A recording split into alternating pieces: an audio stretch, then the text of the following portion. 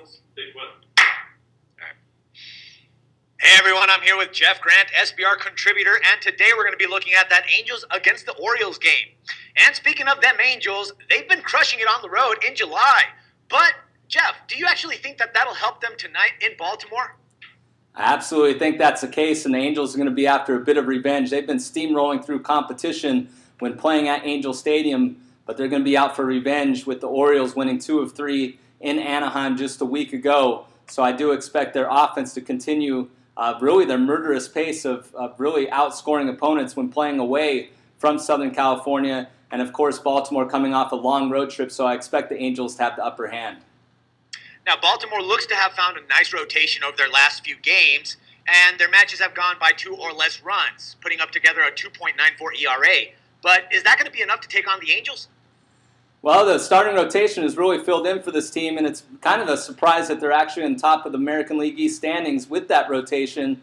Of course, the starting pitcher Tillman going tonight has been solid over the last couple of weeks, but I think the bullpens are going to be a factor here, and since the trade of acquiring Houston Street, the Angels really have it locked down in the 7th, 8th, and 9th innings, and I think that's going to be the difference, especially with both of these starting pitchers pitching against each other just a week ago.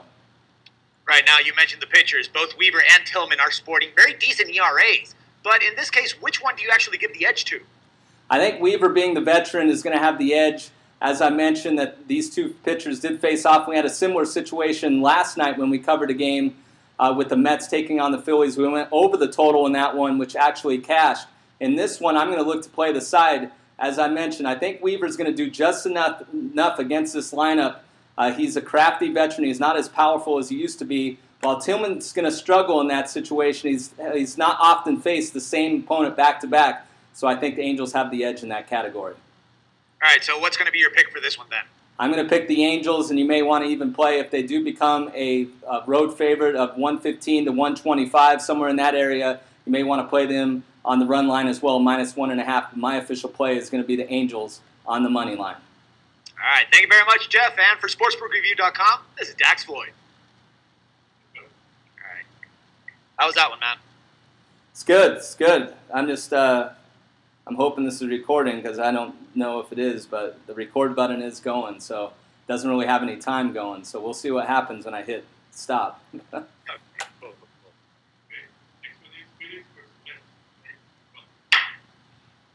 Hey everyone, I'm here again with Jeff Grant, our SBR contributor, and today we're going to be looking at that Phillies against the Mets game. Philly looks kind of like they're struggling to find some consistency, but do you think that bettors should stay away from them until Thursday trade deadline? Absolutely, Dax. You do not want to play the Phillies under any circumstance until that trade deadline is passed. The clubhouse is obviously affected by it. This team really missed its window a few years back. It was consistently in the playoffs, of course, won one World Series.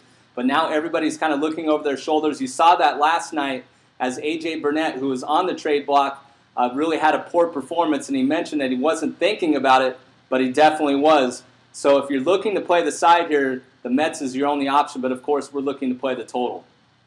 Right. Now, but the Mets, they've actually found a nice little groove. They've actually gone 14-7 in the last 21 matches. But do you think that they'll be able to keep that going, being the case that they're 11-11 against Southpaws? You know, when you're looking that close to getting back to 500 this late in the season for a franchise that's really struggled, and a franchise that is playing without its number one starter, of course, who is missing the entire season due to Tommy John surgery. So this team is definitely motivated, and they always like to beat the Phillies. So once again, if you're looking to play the side, I definitely recommend the Mets. All right, and how about the pitchers in this case? We got both Hamels and Jeep starting up in the consistency. Oh, shit, fuck. Damn it. Let me go again with that one. And what do you think about the pitchers for this one? It looks like both Hamels and G have been lacking consistency. Who do you think has the advantage here? Well, I don't think either pitcher has the advantage, and that's why I'm leaning toward this one going over the total. Hamels, of course, has some of the best numbers in all of Major League Baseball, one of the best pitchers away from home on the season, but he's really struggled somehow against the Mets. Really a light-hitting team over the years. But Hamels, his ERA in the Big Apple when taking on the Mets is his highest against any NL East division opponent. While you look at G, he's just four starts in since coming off the disabled list with shoulder issues. and he's really struggled against the Phillies, especially against Phillies first baseman Ryan Howard, who has 6 home runs against him in his career. Right. All right, so what's the pick that you're going to lean on for this one? I'm going to go over the total. I think this is one of the better plays that you're going to find on Tuesday's card. I think the respect that odds makers give to Hamels allowed this number to open up at 7. I think it could close as high as 8. So I definitely recommend going over the total, over 7 on Tuesday night at Citi Field. All right, thank you once again, Jeff. And for SportsbookReview.com, this is Dax Floyd. All right, and here's the longer one, the one with the college football futures. Okay. All right. This is NCAA football futures state 1. Welcome back, everyone, and I'm here again with Jeff Grant, SBR contributor. And today we're going to be looking at some college football futures. Stalling. Ah, shit. Hey everyone, I'm here again with Jeff Grant, SBR contributor, and today we're going to be taking a look at some college football futures, starting with the Alabama Crimson Roll Tide. And here's the biggest question that I actually have. Do you think that the team is going to continue to be as dominant and productive, Jeff, with their new quarterback from Florida State, Jake Cocker? Oh, shit. Dude, I forgot to ask you, dude. Is it Coker or Cocker? Yeah, I get kind of confused with that one. I'm thinking it's Coker, right? Get the previous one out of your mind. It's Coker. All right, cool. So it's Coker then. Sweet. All right, let me go at it again. Sorry about that one. But if I mention the other way, just roll with the film. Okay. All right. Welcome back, everyone, and I'm here again with Jeff Grant, our SBR contributor, and today we're going to be taking a look at some of the college football futures, starting with the Alabama Crimson Roll Tide. And here's the biggest question that I have for you, Jeff. Do you think that this team is going to continue to be as dominant and productive with their new quarterback from Florida State, Jake Coker, and their new coordinator, Lane Kiffin? That is really the dynamic that you have to look at as a college football handicapper. Spending your time in the offseason is really looking at what happened in the past, but also what you expect from a performance standpoint over the course of the entire season, especially in the first few games for Alabama. They always start with a rather easy schedule and, of course, ramp up in Southeastern Conference play. And when you look at Coker, I look at comments that Jimbo Fisher made, his former head coach at Florida State, of course, moved in Jameis Winston, who won the Heisman Trophy in Tallahassee in front of Coker, which caused him to transfer to Tuscaloosa. And so I think Jimbo Fisher has high praise for Coker, and of course Lane Kiffin is known as a dynamic offensive play caller, not so much as a head coach, of course fired in mid-season a year ago with USC. So I don't think you really have to worry about that position, especially with all the weapons that Alabama has around him, especially in the backfield. Right. All right, now let's move on. How about the Seminoles? Right now, bookies have them at plus 339 odds. Do you think that they will be able to pull back-to-back championships?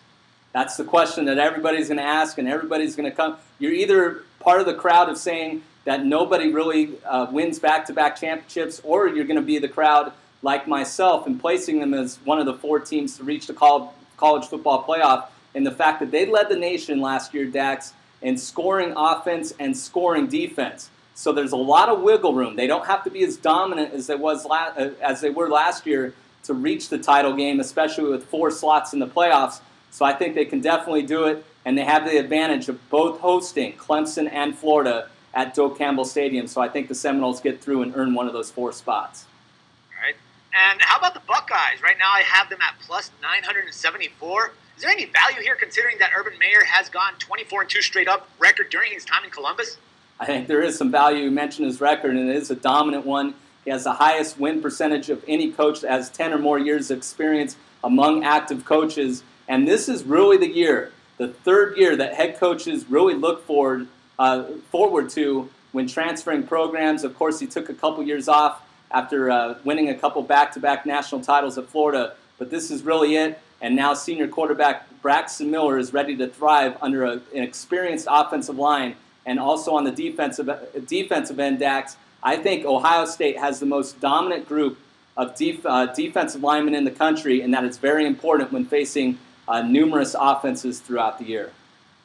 All right, Jeff, and last but not least, it's kind of a bit of a long shot here, but taking into account the talent that Jim Mora has brought to the Westbrook team, do you think that there's should I say Westbrook team or just has brought to Westbrook? You would be able to pass it off because Russell Westbrook went to UCLA, the basketball player, but it's Westwood, so you want to redo that. Okay, Westwood. Okay, yeah, my bad. All right. And now moving on, Jeff, it's a little bit of a long shot here, but taking into account the talent that Jim Mora has brought to Westwood, do you think that there's any value on the Bruins at plus 1,800? I think the Bruins would be lower than that, Dax, if they didn't play in what I consider the best conference in all of college football, the Pac-12. SEC gets all the notoriety, especially with their deal with ESPN, but the Pac-12 returns 10 of their 12 starting signal callers from a year ago, a group that is very talented, and one of the better ones is Bruins junior quarterback Brett Hundley, a dual threat, and he would have had a better season last year if he had an experienced offensive line. They played a lot of true freshmen in that group, but now that group is more experienced, and the talent, as you mentioned, has come to Westwood given the fact that USC has been dealing with NCAA sanctions. So I think the Bruins have all the pieces to make a run at the national title this year. All right, so out of these 4 teams, which is the one that you actually think is going to take the championship here? I think the Bruins are going to do it. I think the Pac-12 conference is the best conference in America. And when you're looking at doing the futures for all our viewers, you definitely want to pick 4 different teams from 4 different conferences, in my opinion. I don't think the committee is going to want to place 2 SEC teams in the round of 4 in the first year out. So I definitely look for some variety. As you look at my selections, I picked one from the Big Ten, ACC, Pac-12, and SEC. And I think the Bruins are really going to thrive given the fact that they're going to play the toughest schedule out of all those teams. And even with 1 loss, I think they should be the favorite to win the national title. All righty. Thanks again, Jeff. And for SportsbookReview.com, this is Dax Floyd. All right, cool. How was that one, dude? It was good. We'll see what happens here. I'm going to